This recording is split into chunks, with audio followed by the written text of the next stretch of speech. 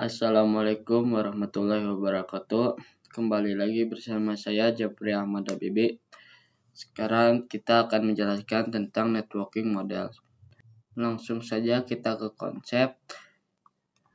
Jaringan komputer mengacu pada perangkat komputasi yang saling terhubung serta dapat bertukar data dan berbagi sumber daya satu sama lain.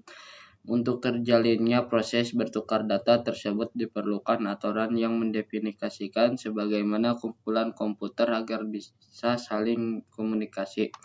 Nah, aturan tersebut yang disebut dengan networking model. Jadi, bagaimana setiap vendor dapat saling berkomunikasi dengan open standard networking model yang tersedia.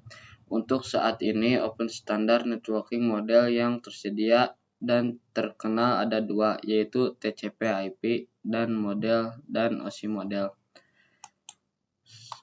Masih di konsep. Nah, misalnya jika di suatu jaringan komputer itu kan terdiri dari beberapa vendor, maka akan kesulitan untuk menghubungkan antar vendor karena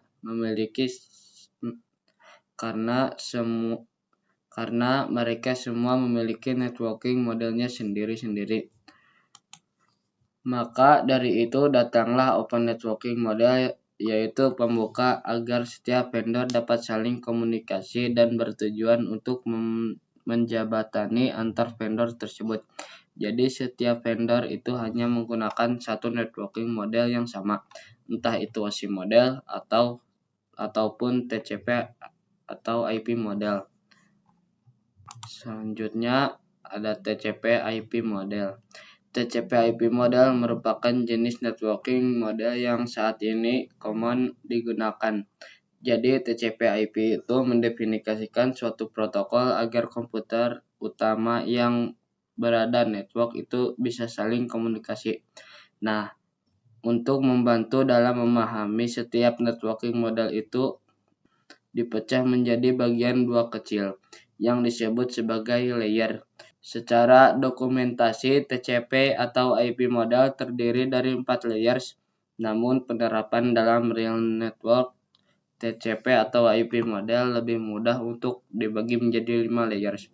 Yang kiri yaitu contoh dari 4 layers dan yang kanan yaitu contoh dari 5 layers. Selanjutnya ada application layer.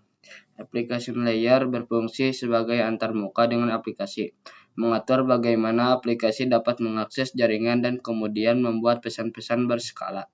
Di antara contoh service dari application layer ini seperti HTTP, POP3, SMTP, IMAP, SSH, dan DSB. HTTP itu digunakan ketika mengakses suatu web server. Selanjutnya ada transport layer. Fungsi dari transport layer adalah menyajikan atau memberikan service ke application layer. Untuk transport layer terdapat dua protokol yang sering digunakan, yaitu TCP dan UDP. Salah satu mekanisme yang tersedia oleh transport layer khususnya pada TCP itu adalah error recovery mechanism. Selanjutnya ada network layer. Untuk network layer hanya terdapat satu contoh yaitu IP. Dan IP menyediakan dua fitur yang sangat penting yaitu addressing dan routing yang dimana berfungsi untuk menangani konektivitas dan pemilihan jalur. Setiap perangkat jaringan memerlukan alamat unik di jaringan. Yang pertama addressing. Jadi kalau yang addressing itu bahwa IP address itu sendiri yaitu memberikan nama pada perangkat di jaringan komputer. Selanjutnya ada routing. Routing adalah salah satu fitur yang disediakan pada IP bagian network layer yang bekerja layaknya kantor pos, mencari rute tercepat untuk sampai tujuan. Selanjutnya ada data link layer dan physical layer. Data link layer mendefinisikan protokol yang dibutuhkan pada physical layer. Salah satu fitur pada data link layer ialah FCS, yaitu Frame Check Sequence, yaitu Error Detection Mechanism, hanya mendeteksi error tanpa recovery.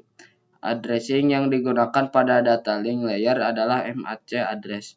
Physical layer mendefinisikan kabling pada suatu jaringan komputer, mendefinisikan secara fisik apa yang digunakan untuk menghubungkan antar device.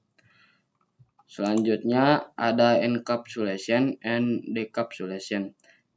Encapsulation itu proses membungkus data dengan header pada data setiap layernya. Adapun decapsulation maka itu sebaliknya.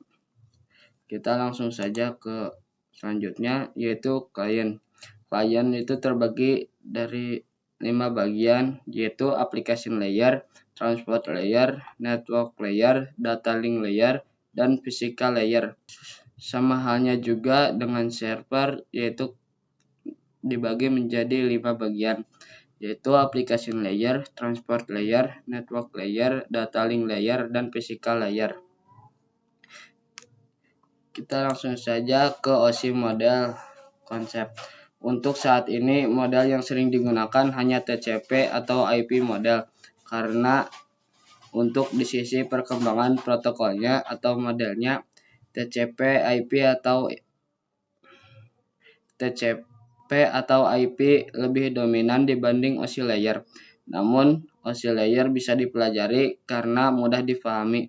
Sebelum networking model, ada setiap vendor membuat atau memiliki network modelnya masing-masing. Karena setiap vendor memiliki networking model yang berbeda-beda, maka komunikasi antar vendor sulit digunakan. Jadi usaha untuk membangun suatu jaringan komputer sangat gede. Banyaknya vendor tadi itu bagaimana upaya agar tetap bisa berkomunikasi dengan baik antar vendor satu dengan vendor yang lainnya.